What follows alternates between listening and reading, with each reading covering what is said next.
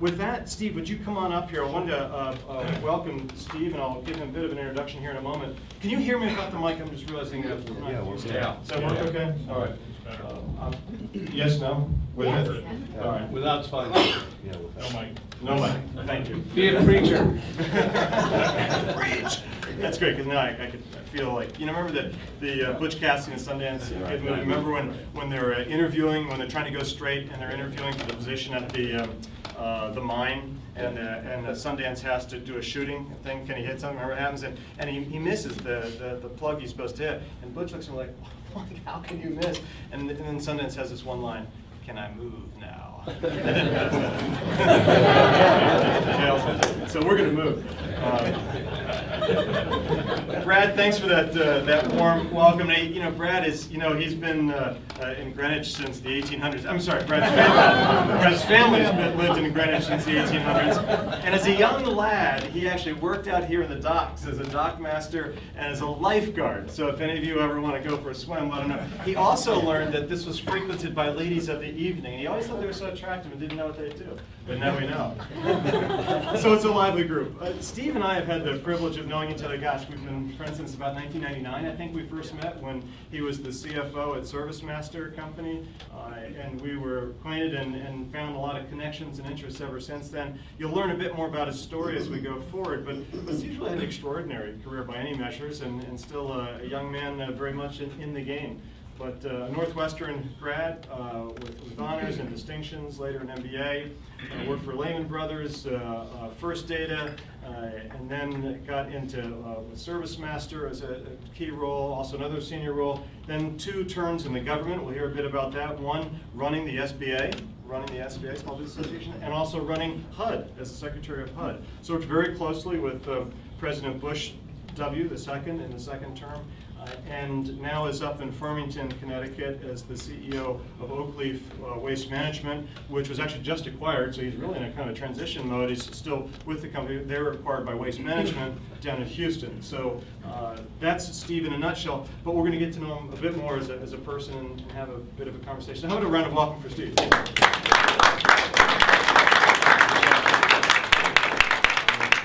So Steve, feel free to sit, use the mic. If you stand, I have to stand.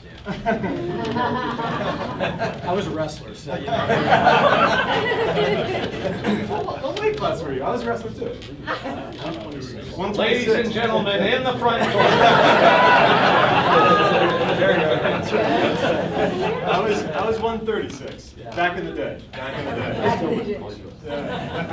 My older brother was 2 years older than me, and he was smaller than me. So he actually would go first, and everyone assumed that he was the younger Miller boy, and he was very good. So by the time I got, they go, wow, if the young one's that good, can you imagine how good the older one's going to be? So I had a psychological advantage every time. When they heard the slap of the bat, they realized it wasn't the case. Yeah. I know how many beams are in the rafters, I'll tell you. But we share, you're in great shape, and I know another reason you are, and that's why I wore these braces, these suspenders, just for you. Thank you. Tell us a bit what you do to keep fit when you're not solving world problems. Whatever I can do. So, but I am an avid cyclist, and I used to do triathlons, but now everything hurts too much. So I think I'm going to give you this. I stopped doing that. It's on, and just make sure something about. All right. Is it on? Yeah, I think that'll help. So I just try to do, when you're on the road, I just try to do whatever's out there. But love to cycle, run a little bit, swim a little bit, whatever's out there. Well, and you're a bit modest. You have been very active in the MS Bikeathon and fundraising up in Connecticut, which I thank you for personally, and just terrific that you do that. So. But you probably have, I've done a lot of biking over the years in London and Israel, throughout the States, and Italy, different places. Karen and I have done that over the years. But you have the most famous biking partner, I bet, of anyone in the room. Tell us who you occasionally go biking with. Well, President Bush is an avid biker, and he's now 65 and just unbelievably fit. And so I probably got to know him better on mountain biking trails than on housing policy, which is great because you really get to see a lot more of sort of the man, outside of outside of the situation, and which was just a terrific opportunity. He's it's interesting how the public persona and the private reality can be very different. He's a man of just a tremendous principle, but he takes that trail pretty hard. He's had a lot of over the handlebars experiences, and thankfully none that I've caused. You didn't cut him off or anything, did you? No. In fact, it's always sort of interesting when he's in front of the pack and you're climbing the hill, and the guy between you and him has, a couple of guns, and you sort of realize I don't want to fall. Actually, the Secret Service guys were usually the ones that were the speed bumps because they couldn't keep up with anything. They were young and big. They weren't nimble. Well, while we're on President Bush, we'll loop back to some other things, but can you share an experience you had with him that gave you into this window of his principles that, behind the scenes and maybe the media, the general public didn't see, where he stood up for something that was unpopular, but he felt was the right thing? He always talked about the principle. He always said, "This is why we're doing this." I remember I came into HUD in June of '08, and it was right after. It's interesting. I took the SBA job in June of '06. And SBA, most people don't realize, but they make home loans to disaster victims, to people who've lost their home, in addition to all the small business stuff they do. So I came in a year after Katrina, and nobody got their loan yet. Because that was a total mess, wasn't it? Complete mess. So 2 years later, when the housing market had already blown up, they asked me to go to HUD, and I actually interviewed with the president for the job, and he looked at me and he said, "Why do you want to do this?" I said, people thought I was crazy when I took the SBA job, and he cut me off and said, "You were." But in that interview, he didn't really focus on kind of what I had done, or he really focused on who I was and why I was there and why I was leaving. But I do remember after Hurricane Ike, which hit the Texas coast and the western part of Louisiana pretty hard, he closed the door. There were probably 3 or 4 of us on the cabinet in the room, and a few other people, and looked at us. He said, "There are a lot of poor people down there who are suffering, and so we've got to do the right thing for them." So people sort of think of him, I think, as being at times maybe detached from suffering, but he felt I think who people were and understood it, and on trips he would do sort of off agenda or off itinerary stops to the homes of fallen warriors and their families. Nobody really knew about it, so there was something about him that said, I'm in this place, I'm leading this place, and I've got to be there for the people that I'm leading. That's extraordinary. So, yeah. Now, you were not to the manor born. Tell us a bit about how does a kid like you growing up, tell us a bit of your family heritage and story, end up in the White House. It's really quite a journey now in the Not sure how that happened either. So this is what they do to the speakers. The night before, they give you a nice dinner and some wine. And ask you to tell your stories, and he's in the corner writing notes. You wake up the next morning kind of groggy, and bam, all your darkest secrets are in front of everybody. I grew up in very meager circumstances. We were talking last night. My father was the 9th of 11 children born in a coal mining camp in Appalachia. So when I lived in kind of a little 3-bedroom ranch in Wisconsin growing up, I think we sort of felt like we hit the jackpot because we knew sort of where he'd come from. And my mother was an immigrant and grew up as a teenager in war-torn Germany. So her experience was very much one of poverty and not enough food and bombs around it. So it was, and so you're trying to get me to tell this women's story, aren't you? Well, let's just talk about your family first. Okay. So there's a sense of, was your family particularly religious for? No, they weren't. My father grew up in religious, in sort of a fire and brimstone kind of Appalachian experience. And an adult who really rejected it. So they moved away from Appalachia, which got you up to Wisconsin? Yeah, when he was in 9th grade, he quit school and went to work in the foundries in Ohio. And then when he was 18, he joined the military and went overseas. came back, settled in Wisconsin. Came back. And you were an official cheesehead? I am a completely official cheesehead. It's actually a good year to be one. Don't worry about the Saints. Go Giants. I shouldn't say that to this group. I should have thought about that. Well, last night Murph made the mistake of calling you a cheese hat, and you took umbrage with that. It was something else, yeah. Something. I think he called me cheesy, and he was probably right. And we did not have fondue, we should have. But so you grew up in this very frankly poor circumstances. You had a family. Were there some things that you took away from that you turn to now, even as anchors, or was it frankly an experience that you're glad to be north of? Well, I think there are a number of things. I think first of all, I always knew that my parents were fighting for us. They were, working jobs. And my dad at one point, I think, had 3 jobs, and my mother, had a job, and there were 5 kids. So we never doubted that, they were kind of, trying to make a different world for us. Right. And my dad always preached education because he's very smart. He's a very intelligent guy, very well read, and I think he realized, man, what would have happened if I'd actually finished even high school. Right. So they pushed education very hard. They pushed. They were very committed to the family, and I think that's always really stuck with me because I sort of never doubted who they were. Certainly as a parent, I kind of go back to some of those times. Yeah. So how do you, if your family kind of rejected this fire and brimstone stuff, and since we're about talking about faith and work, if you don't mind, what's your faith story? How did you? So my mother would recover from the fire and brimstone? I spent a summer with some family in Ohio, where my aunt was a strong Christian, and I had a cousin who was about my age who was as well, and I'd go to church with them. This was the summer that I was 12 years old, and so that's really where I came to faith, and it was really exciting for me because I remember always, I grew up in Wisconsin, so people would say, are you a Catholic or a Lutheran? But that was about as far as it would go. That was diversity, right? And my mother's from Germany, so I'd say I'm a Lutheran, right?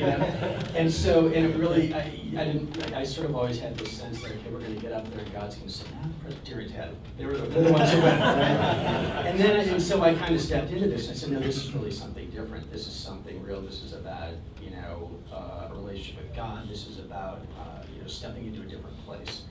And that was very powerful for me, even as a 12-year-old. So I told this story last night. So I came home from this summer away in Ohio. So you come back to Wisconsin. And I pulled out the phone book and I looked up Baptist churches and I called the pastors and I started interviewing them. As a 12-year-old. So what did you ask me? So I said, I thought about what the service in Ohio looked like, and I said, so do you have testimonies? Okay, check. Do you have prayer requests? How about the altar call? And so I'd say probably 70% of the pastors were actually quite bothered by the line of questioning. One poor fellow actually sort of realized he had a live worm, or he had a lot of fish in the hook. And he was very kind and invited me and said, you'd probably really like it here. And that's where it went. That's terrific. Well, and this is obviously his early training to be successful in the M&A business. You can see the due diligence. So you graduate, you spend a year in Germany studying German. Another thing to share, actually, as you might recall, my love of German and having lived and worked there as well. And you had this big break to get an interview with Lehman Brothers back when Lehman was really just an extraordinary organization. Yeah. Would you share a bit about that interview? So Bert Dempsey, here's a former colleague of mine at Lehman. We probably haven't seen each other for, I don't know, I left in '93, so 18 years probably. So, here, the thing is, I went to Northwestern, and I found Doug Moffitt here went to Northwestern with me, so this is a little bit of old home week this morning. It's sort of interesting. We're going to ask you guys to tell the real stories in a few minutes. Is that the testimonial part? So, I think going to Northwestern was really, first of all, the big breakthrough, just in terms of understanding that there was a very different world. And actually, my best friend in my fraternity, my first year, grew up in Greenwich, now that I think about it. And actually, I remember bringing him home for a football game because we were about 2 hours from Northwestern, 2.5 hours. So he'd grown up in a very lovely place up here. We were 5 kids in this dinky little 3-bedroom ranch with one bathroom like the size of 3 of these stools. And I think he thought it was sort of this anthropological expedition. And I didn't, I sort of, hey Bob, let's go. And so he went back to school and told one of my friends, he goes, I don't know how all those people could live in that little place. So Northwestern was sort of the time when I think I sort of got a much bigger awareness. It was a terrific place for me. It was terrific people, but it also kind of taught me that there was a much different world out there. And I studied overseas. But I certainly never shared the experience about my father's background or there was sort of, that part of me was very guarded. And I was a kid, I was on financial aid and scholarships and working and, making my way through. So when I went to Lehman Brothers, actually Russ was mentioning last night about interviewing people and asking people kind of where they were from and their background, to kind of get a sense of who they were. And it reminded me of sitting in front of Alan Kaplan being interviewed by the head of the commitment committee, and he said, what does your father do? Well, my father was, worked in a little factory in northern Wisconsin. I said, he's in production supervision. And Alan didn't ask a whole lot, and I didn't even know what to do with it. It's in manufacturing. Manufacturing supervision or something like that. It was, but I also think, like many of us, the vestiges of what we kind of come with drive us in ways that are, good and sometimes not good. I think, the fear of going back to that was always on top of me. I mean, I did very well in college, and getting out, I thought, nobody's going to hire me. I'm not going to get a job. Who's going to want to hire me? And so that early point in life, I think that kind of the thought of what was, and sort of a little bit of fear of what could be was something that was very present in my mind. Let's fast forward a little bit through the amazing opportunities you've had running large, complex organizations, turnaround situations in many cases. Are there any, we talked about compromise the other day. Would you pick up on that as a theme? How do leaders think about compromise? Yeah, I think compromise comes in a lot of different flavors, right? Sometimes you have a big, bold issue that drops in your lap. One that's sort of clearly an issue of ethics or principle. And I think when those things happen, there's a bell that goes off, right? I can remember a situation where we had to make a decision about certain representations the company was going to make, and I was on sort of one end of the line, and other people. Sort of financial statements and so forth, correct? Financial statements, representations on sort of future earnings, that kind of thing. And I got to the point where I had decided to resign if the wrong decision was made. Very interesting. Another situation, I walked into a turnaround situation. Actually, let's pause on that for a second. So you obviously talked with the CEO and pushed back and forth, had a bit of a wrestle. Yeah, and I didn't say I'm going to resign if you don't do this. I didn't think that was the right thing to do. I left the office, went to my controller and said, you might have this job tomorrow. And I just have to know, you have to know this is where we are, and this is why I'm going to go. And we were able to resolve it well. But I would applaud you for that, because bearing in mind what you just said also about sort of this back of your mind fear of poverty and so forth, that you were willing to give up a prestigious job and all the income that goes with it. By the way, he has 5 children. So when you take I'm a little off. When you take a moral stance, there's a cost to these things. This isn't just an academic exercise. No, there's not. And I was running another situation. I came in. I understood it was a turnaround, but we thought there were 3 cockroaches, but there were 1,500 of them in the wall. And so we found that we were sort of systematically overbilling customers, and a lot of the company's profitability had been based on that. And it was difficult because it was a situation where we had to go in, and the prior team was aware of a lot of the issues. And for that, what I realized, it was not only an issue of doing the right thing, it was an issue of having a workforce who thought a particular type of behavior was just the way you did it. And I realized from my perspective, I not only had to kind of change the practice, I had to sort of change the mentality of the place and sort of preach a different message about who we are to customers and the right way to do business and what it meant for where we were taking the place. And that was sort of part of a very significant sort of operational and financial turnaround. And when you do that, I think when you take a bold step out on issues and you name them and kind of work through them in a way that's hopefully positive, you actually unleash something in an organization. You unleash I think a sense that you're doing the right thing. You unleash a willingness for people who maybe been kind of held back to kind of come forward. And I think it can be powerful for an organization. So I think as an organizational leader, it's really important to understand when you have those areas of potential compromise, and not only dealing with them the right way, but making the right leadership messages in the process. You talked last night about this very point of the two words stuck to me. One, that you need to articulate your principles upon which you're going to make decisions, and you need to exemplify them. Because people, the Dilbert phenomenon, people can smell a phony a mile away. A lot of people say all the right words, they read the right books, say the right words, but this articulate and exemplify. Yeah, and I think especially when you're trying to change an organization, because you don't do everything yourself. You work through other people, and sometimes you work through thousands of other people.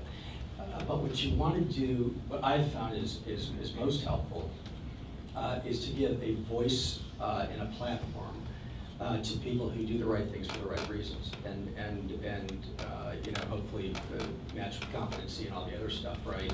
But when you're changing an organization, you have to be a vehicle to give life to that organization in a way that takes it the direction that it needs to go.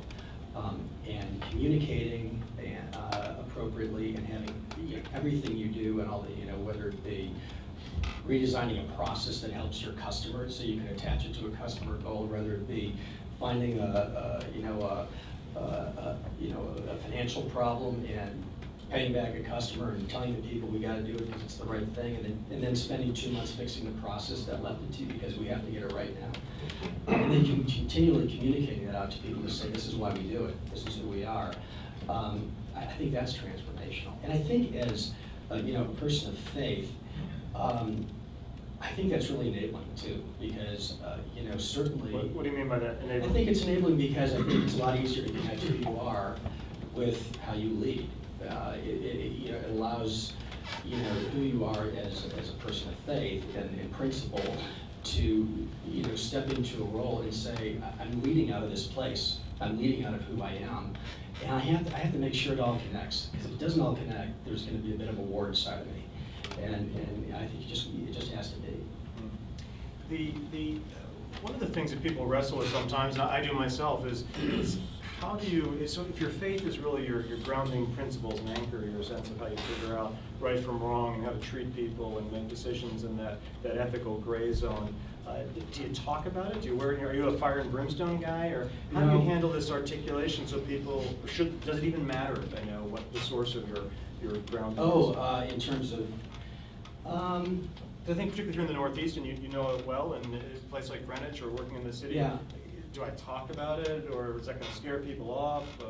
I think that's a good question. I guess the others weren't, but I'm glad about that. Tell me about it. I think you, especially if you're leading a big organization, you find yourself in different venues, and I think you sort of right-size what you're doing for the venue and for the people. I think most of the time people have known who I am as a believer, right? They've known because I'll talk about what's happening in my family or whatever. I've been involved in different ministries, so it's pretty. I would be surprised if anybody who worked with me didn't know kind of where I came from. And what I hope for is that they view that as being a consistent part of who I am, and that they'll understand and emanate from that. In front of large groups, I often have used scriptural references in making speeches, especially speeches where I'm trying to move an organization to a place and lead with a principle. Does an example come to mind when you do that? Yeah, when I was at Small Business Administration, It's funny when you've had a successful government turnaround, because what I tell people is the bar is so low. You know, you look smart because nobody else really knows how to run stuff, but man, it's really something. You can make a huge impact, just kind of stumbling through. But the Small Business Administration had sort of 3 hubs of power. It had Washington, it had a big field organization, and then we had large processing centers where we process business loan guarantees or disaster loans, and you have thousands of people in those centers. And none of them worked together, they didn't communicate, the processing centers were broken. If you were a bank getting your loan processed, your guarantee processed, you could be backed up for years. And so we turned that into a 23-day turnaround. We turned it into a disaster loan process. We completely restructured. But to do that, I had to get the organization to work together. And I used the illustration of a 3-stranded cord being unbroken to refer to the 3 pieces of the SBA. And so it really resonated with me. So essentially use that script. In fact, I looked it up to make sure we've got the, you might remember there is, it's from the book of Since I was Ecclesiastes. incapable of giving you the reference. No, that's right. But it's Ecclesiastes 4, for those who like to find these things. Though one may be overpowered, 2 can defend themselves, and a cord of 3 strands is not quickly broken. So essentially, you quoted scripture without a heavy-handed way. Yeah, and I think they understood the whole kind of message behind it is when you lock arms and you go after a big problem, you're going to be successful, you know. And the more of us that are together, the stronger that cord becomes. And, you know, fortunately, I could fit the 3 and the 3 together. That worked. Right? 3 strands and 3 pieces. And so other times I've used other scriptural references to give other messages, and so I think there's one, you can be heavy-handed. Sometimes I think if you're heavy-handed, you appear strident, and you almost kind of pull away from people, and you kind of separate yourself. But if it's something that sort of flows out naturally and is contextualized well, they kind of say, I get who that leader is and how they're leading and why they're leading. And I think it's important for people, when you're leading an organization, to see who you are, and because people spend most of their time, obviously, at work. And if you're in a broken organization, people are in bad situations. They're dealing with bad leaders, they're dealing with bad supervisors, good people are having bad experiences. And if you can... It's actually an interesting phrase, good people are having bad experiences. They're having bad experiences. And if you can enliven their imagination, and if you can ignite their energy to address issues and help them bring a different kind of sense of energy to the situation, it's incredible what you can do. And I remember when I was at HUD, as I mentioned, I came over in the housing crisis, and so a lot of what I had to do was deal with the mortgage issues and all the whole Fannie Freddie takeover and all the mess that we were reading about. But there are a couple of other things that were happening. First of all, as I mentioned, at SBA, I did a lot of work with people in New Orleans. When I went to HUD, I found that the 4 major housing, the old projects that they used to call them, had been raised after Katrina and had never been rebuilt. New Orleans, right. In New Orleans,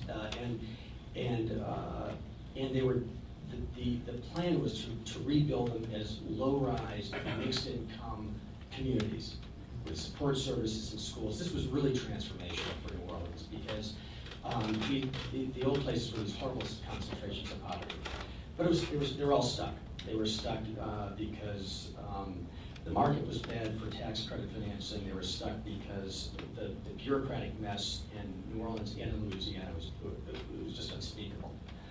And so I found this woman on my team who was very bright, knew kind of how to get the financing structure done and a lot of other things. But she didn't have kind of she didn't have the front line for her to get it over the goal, right? And we basically said, look, this is your time. We're going to get this done. We're going to get these things out of the ground. So it's sort of a Queen Esther moment, if you will. And yeah, kind of. And There's so, a reference there. Yeah. As Yeah. you might remember the book of Esther, there was this powerful moment when Yeah.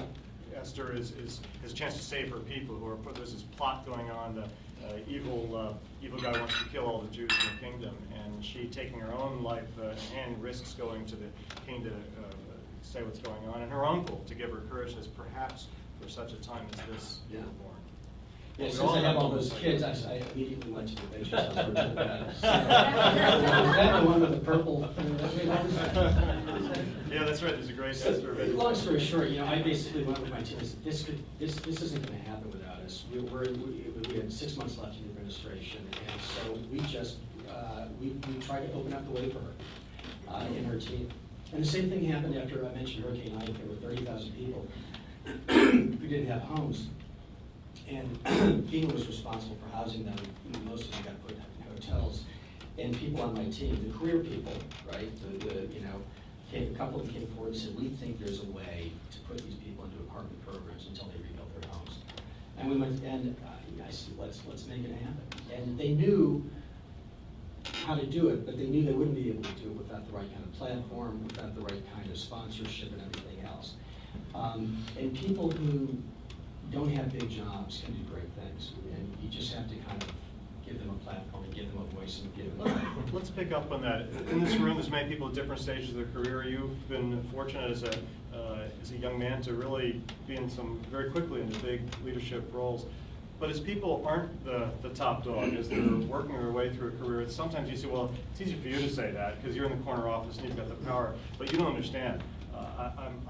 I'm just an analyst. I'm trying to make my go on the street, and I'm getting a lot of pressure to have a report be a certain way or an analysis be a certain way. I don't think I'm going to be able to take these high and mighty stands until I'm in the corner office. What, as you think back when you were a rising leader, a rising executive, what advice would you give to people now who, frankly, aren't in the corner office and have these principles? There are a couple things. I remember when I was at Lehman, I was working on a transaction. Excuse me, and this isn't an ethical issue, but it was a situation where one of the guys said to me, he goes, you do a great job, blah, blah, blah, blah. I'm just concerned that you're not political enough. You really don't get how to work the channels. And I started in 1985 at Lehman, and it was a very kind of go-go time in the industry. And 7 years later, I was the only guy left from my associate class there. And so what I would tell people sort of more junior or mid-career is, people want somebody who kind of shows up for the right reason, who is a team player, who puts their heart into what they have to do, gives good advice. If you take that into a difficult situation, I have been in a number of situations which were grayer, and what I have found is, you realize you have a decision maker above you. If you walk in the room and close the door and look in the eye and say, I just want you to know kind of how I'm thinking about this. I want you to know that we've got some problems here, and you really need to understand it because you have a decision to make, and I understand that. My experience has been, that person gets grabbed in a place that's hard for them to let go of. And if they still kind of roll you over and make a bad decision, they know. I remember when I was at Lehman, we were working on a transaction with a guy who had sort of let's just say, a colorful past. And it turned out we started finding issues we thought with the books when we were doing due diligence, and this particular partner did not like to let go of a fee. He was a terrific guy, but he wanted to dodge the deal. And it was the kind of thing where I closed the door and looked at it and I said, I just don't think that we as a firm want to be doing business with this. I think you should really think about it. And after months of just pushing us to get this done, he said, well, if that's what you think, we're not going to do it. But it wasn't until there was sort of that defining moment, that look in the eye, and it was between him and me. So you didn't embarrass him publicly. It wasn't an embarrassment. You weren't sort of grandstanding. I wasn't striding about it. It was, come on, this really, we got to really think about what we're doing here. And I think often when you do that, rather than having this negative impact where they sort of recoil and they're mad and everything else, they say it builds trust. and it builds trust in who you are and in your judgment. And so I think as a mid-career person, and the other thing all of us know, the more senior you get, the more we rely on people underneath us. And most people will recognize, I think, that if they've got somebody underneath them who's playing an important role and they're bringing the right thing to the table every day, that it's just hugely beneficial to you. So I think people need to have confidence in what they bring to the table. Once again, doing it the right way. You know, that resonates. Hank, where are you sitting? Hank Higdon, you're here somewhere. Hank was, we ran a thing at Yale at the Christian MBA conference a few years ago, and Hank was one of the speakers. And one of the students asked Hank that same question. Yeah, it's easy for you to say. You run your own firm, you're the general partner, and you made the point that it's precisely truth tellers that you're looking for. That's what actually gets rewarded. And if an organization doesn't reward your integrity, well, maybe you try to change what you can change within your sphere of influence, because everyone does have a sphere of influence, even regardless where we are in the pyramid. But yeah, I also think it's easy when you're at a mid-level or a junior level to build a story inside your head that says, this is where they're going. I think a lot of people take sort of organizational cues and they go in a direction, and in their own mind they say, man, if I take a stand here, it's going to be a disaster. But that's really not the case, you know. And I think most business people, most people want to do the right thing. I go back to that. And if there's a question, when you put it to them the right way, they'll get there. So how does your faith weave into all of this? So do you start your day with a prayer or something to keep anchored? How do you keep these two integrated and not compartmentalized? Here's my God box. Here's my work box. Right. So what I would say is, for me in life, it's been a lot easier to make the big decisions, because the big decisions are, you know, do I leave, you know, a great job in Chicago and pull my family to Washington and go through all that kind of stress? Well, you know, we spent a lot of time thinking about it, praying about it, and got a real vision for it, you know, why we were being called to do that. We really felt we were. So you really view your work as a sense of calling. It's not just a job. Oh, absolutely. I think, you know, and I think if you take that a step down, I think it's important as a leader to be very intentional with your principles, very intentional for how you're going to deal with situations that are consistent with who you are as an individual, and to sort of have I don't think, you know, you can kind of feel like you do it by accident, but unless you sort of envision who you are in certain places, you end up in a lot more confusing places. Where I think it's most difficult is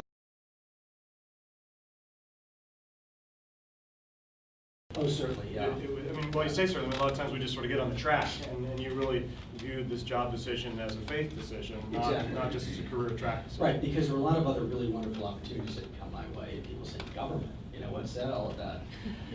And I can tell, you know, I think God did sort of a bait and switch on me, but I'll tell you that.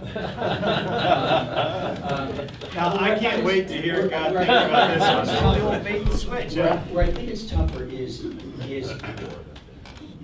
I really think that as you know, as a Christian, in some ways the most important thing is for me to lead out of my heart and to lead out of who I am on a deeper level.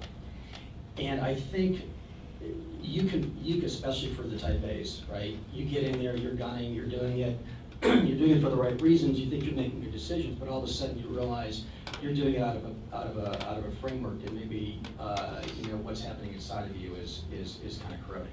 And I think, you know, I think what is continually assailed is our heart, right?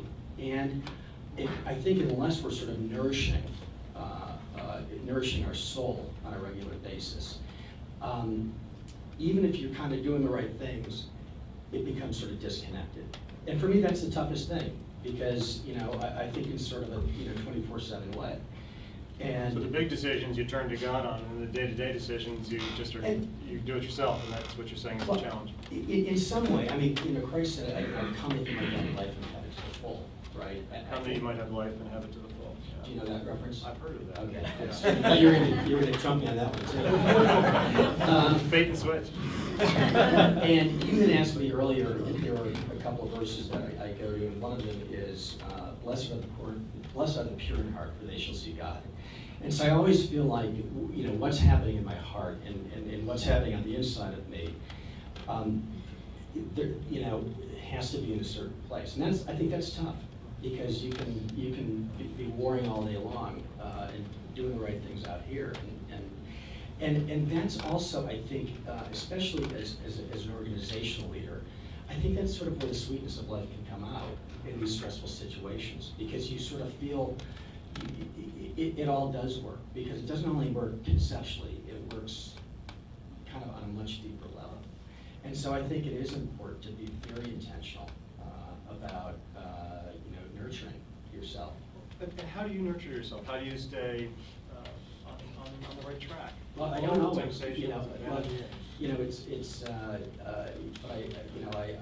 definitely try to have a time where a quiet time where I pray, where I read. Often I'll read something I feel that's more kind of right-sized for issues I'm addressing right now. I'm going through a book on devotional classics, as well as a couple of other things.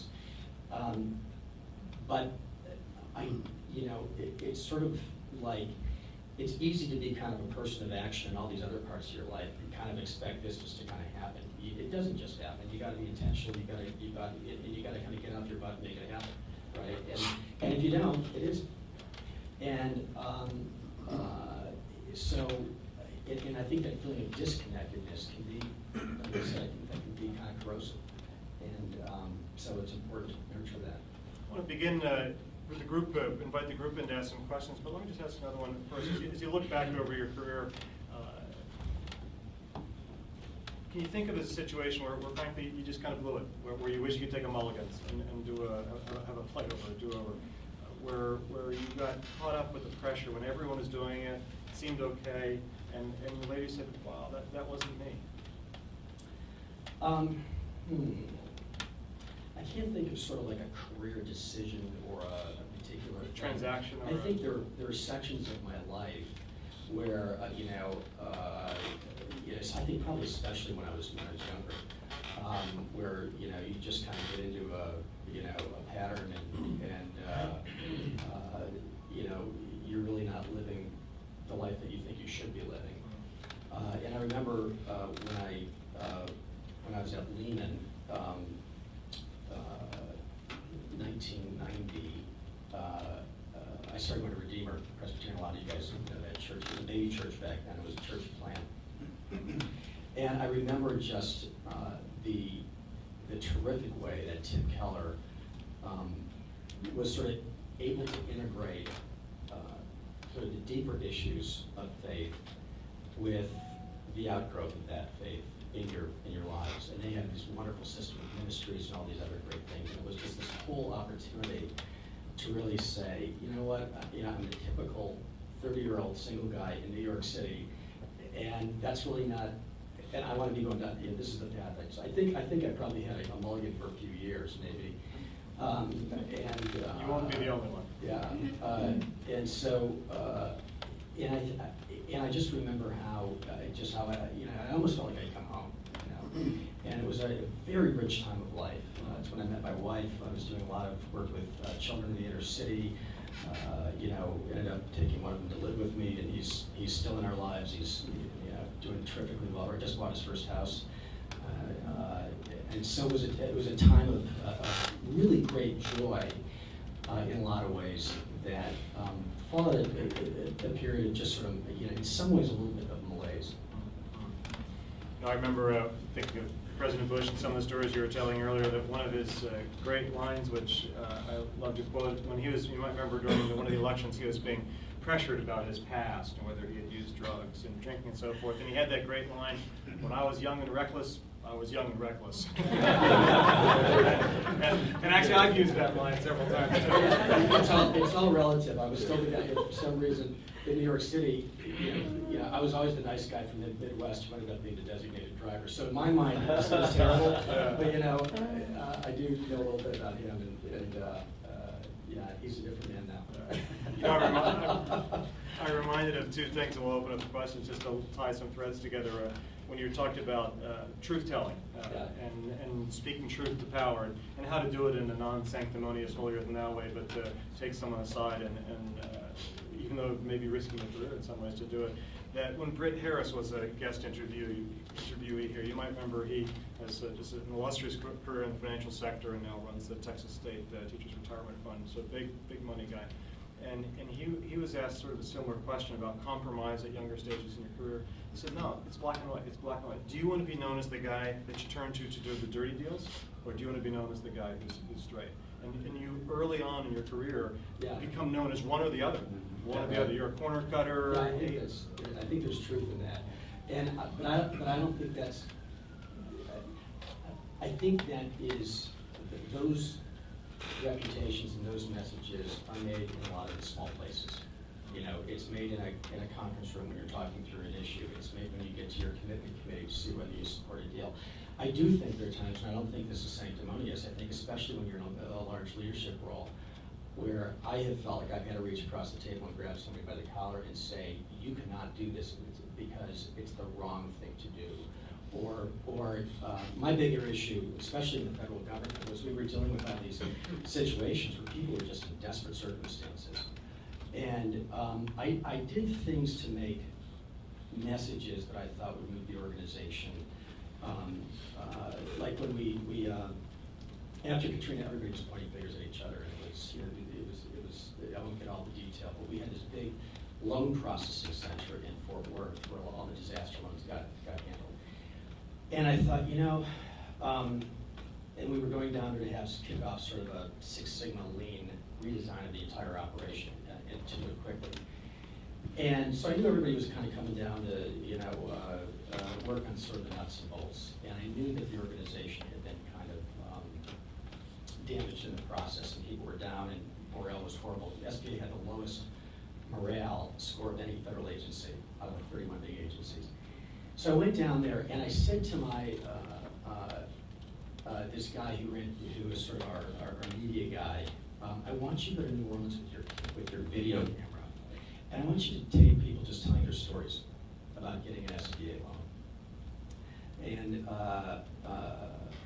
he came back and he had a couple of stories. One was a lady who had a daycare business, and she had gotten her loan because she had an accountant work on it, and everything worked out well. And she said, you know, I got my loan, and because I was able to open my business, people could go back to work. And a lot of them couldn't pay me, but with my SBA loan, I floated that for a while, and they got back to their job. Another guy was some old sort of, you know, hard-bitten codger who drove this taxi. He said, I take old people to get their prescriptions. That's my main business. And then we talked to people who hadn't got their loans. It was just this tale of nightmares. And so, you know, I said, you know, before we get into this exercise to redesign our process flows and everything else, I want you to hear from the people that we're serving. And I want you to hear, you know, why we're here. And so we flipped the camera on. It was just pure silence. And so I said, every one of you gets a free pass. But from here on forward, that's what we're talking about. We're not talking about each other. We're talking about them and how we serve them. So sometimes you have to get out there and really think about how to make a statement. And my biggest issue when I was in those meetings or others is if somebody didn't care. If somebody said that's not my job and let something, that was a moment of truth for me as a leader, and I had to make those messages, and those sometimes were fist pounding messages. That's terrific. Who wants to, any questions? You want to jump in? Yeah. I have a question for Steve you might jump in about.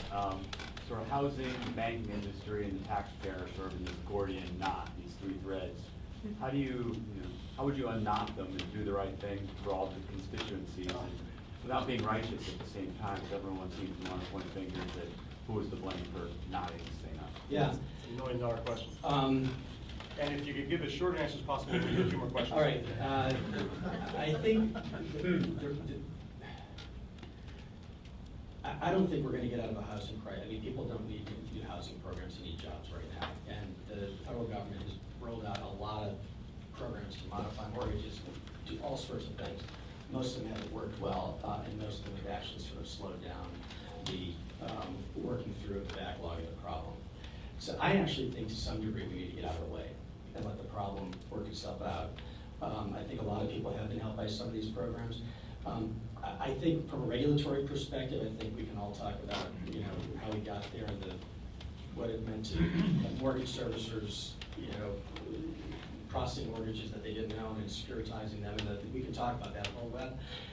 My view on that is because of where we have gotten, and certainly the financial regulations that will take years to, you know, to get through the regulatory process. I think we'll ensure that a lot of that doesn't happen again. I think it will probably ensure a lot of good stuff doesn't happen again as well. So I think we're going to get out of it, but I think some of it's just getting out of the way and letting the market work itself through this horrible backlog we have, and hopefully, you know, the economy will pick up. But it's not going to change. I mean, it's a jobs issue now. It's not a mortgage issue anymore. So let's go on this other room. Ed. I would imagine that when you were at HUD and SBA, if you looked at their mission statements and all the things that they write, and Yeah. that they all had the right words Yeah. about what we should do and serve customers. I would imagine they had all that. That, the articulation versus, so why didn't it work versus the actual doing? Yeah. The leadership that it takes to make an entire organization really respond, really be inspired. Right. Well, I think there are a couple of things. First of all, both agencies that I ran had very big operational aspects to them, right? And so SBA, big lending, et cetera, et cetera. HUD has FHA, which is now I think $1 trillion mortgage guarantee business. It has Ginnie Mae. And I think a lot of the people who come in, A, don't have any operational experience, and B, haven't been organizational leaders. You have a lot of policy people. And so you have, and so they come in with a view toward where are we going to go with the policy. They answer the White House, they answer the Congress, and they're working on that level. And you sort of forget the fact that you've got 10,000 people in your organization who come to work every day to kind of make things work. And I think, you know, running a big organization with a lot of people is really tough in a lot of ways, and it's not just natural. I think, you know, when you're growing as an organizational leader, you know, you stumble a lot. You learn a lot of lessons the hard way, and I think for people coming in, they come into these situations and they just don't really, it doesn't connect for them, you know. And people want to do the right thing, but it's just, I think a lot of it's putting the wrong people in place. The other thing is these jobs cycle through. Most people have a, you know, run an agency for a couple of years, 18 months, a year. They want to put their mark on it, and the whole machinery of delivering a service to the American people is a lot less of an issue. But when I went to SBA, one of the things I did do is we launched a transformation program. And part of that transformation program, we had sort of 4 principles to it. And the principles were linked to our customer, our employees, doing the right thing from sort of an integrity standpoint, and driving efficiency and effectiveness in the organization. And we had sort of, these were the 4 things. I talked about them all the time. We had a number of kind of things, initiatives that we were implementing. Every one of those was tagged to tie one of our 4 principles. It was on our website. I talked about it, and we really were very intentional about connecting all of that stuff to who we were as an organization and what was driving us. But I don't think, I think a lot of people who come into those roles come from very different backgrounds, and it's just tough. It's tough to have long-term change because the group at the top cycles through so much. Other questions? Yeah. Old Testament or New Testament, God's bait and switch? When I was, Was that a comment or a question?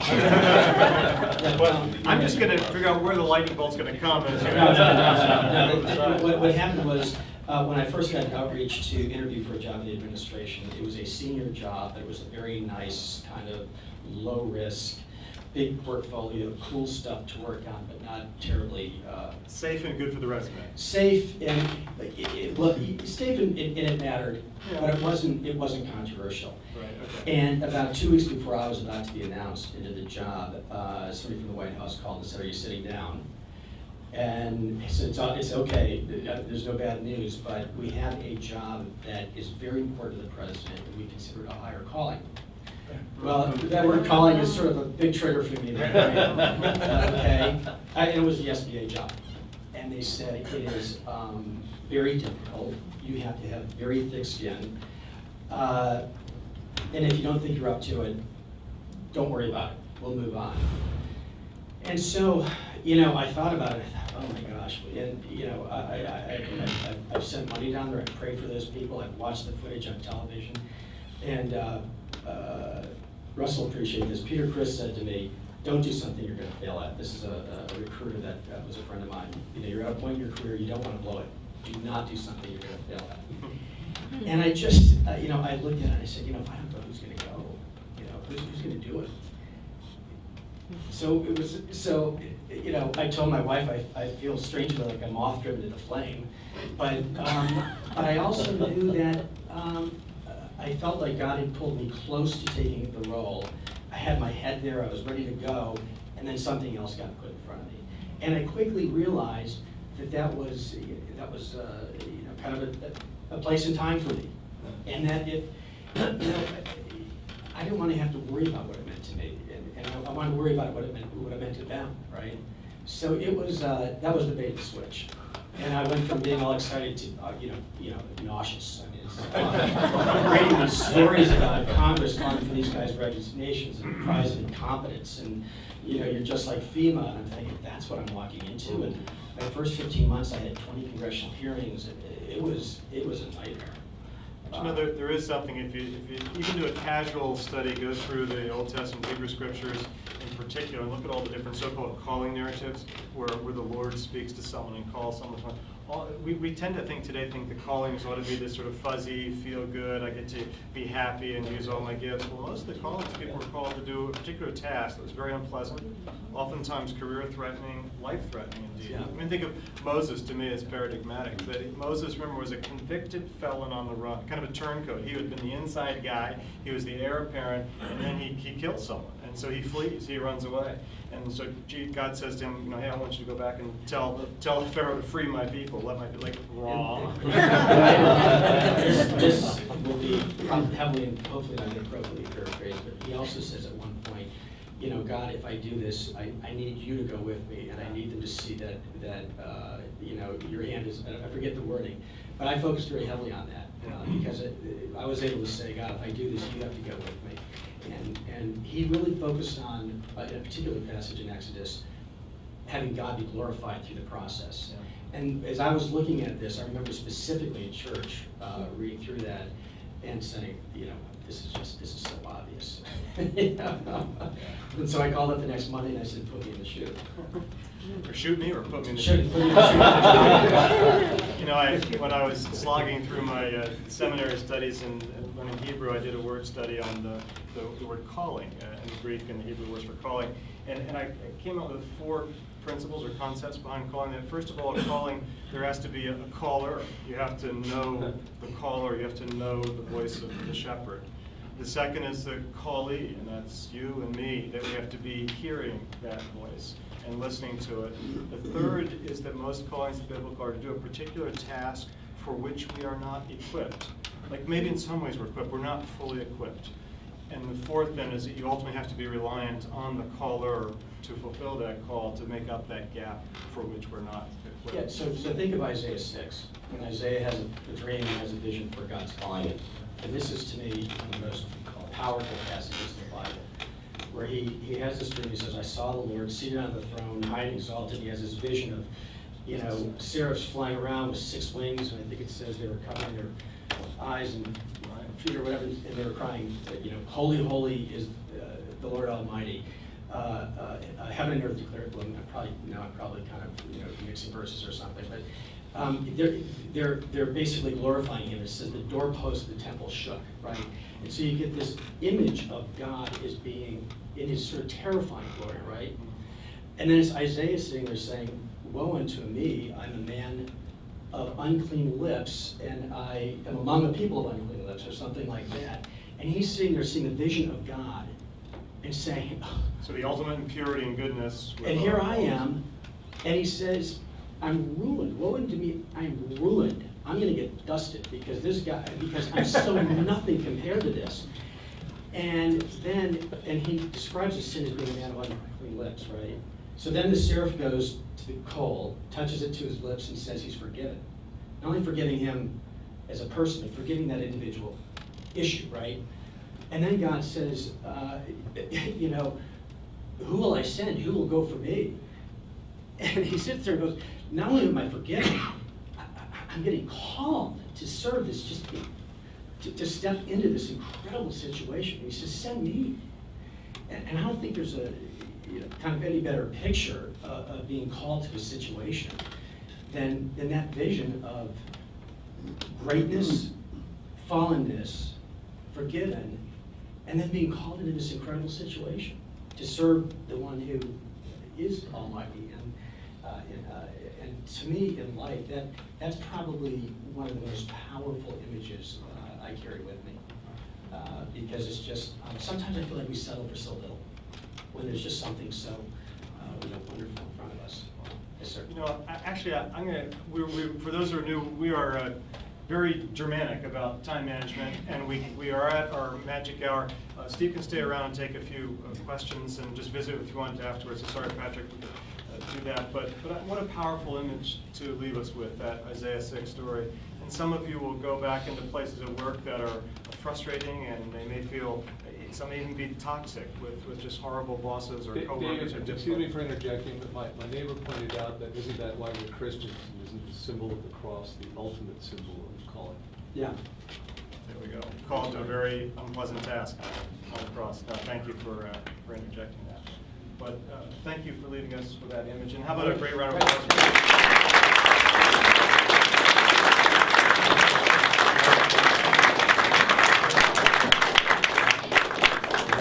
I think you all can see that Steve is, one more second please, that Steve is a terrific gift to our nation in his public service, but also now back in the private sector. Remind, a month from now, we have our February gathering in the Amy Grant in March. We'll send emails with dates. Let me send you all off with a blessing, if you don't mind. May you find the right places to stand firm. May you find gentle and effective ways to speak truth to power. May you use the platforms that have been given to you, no matter how modest or how grand, to glorify God and to do your work excellently and with joy. Go in peace. Thank you all.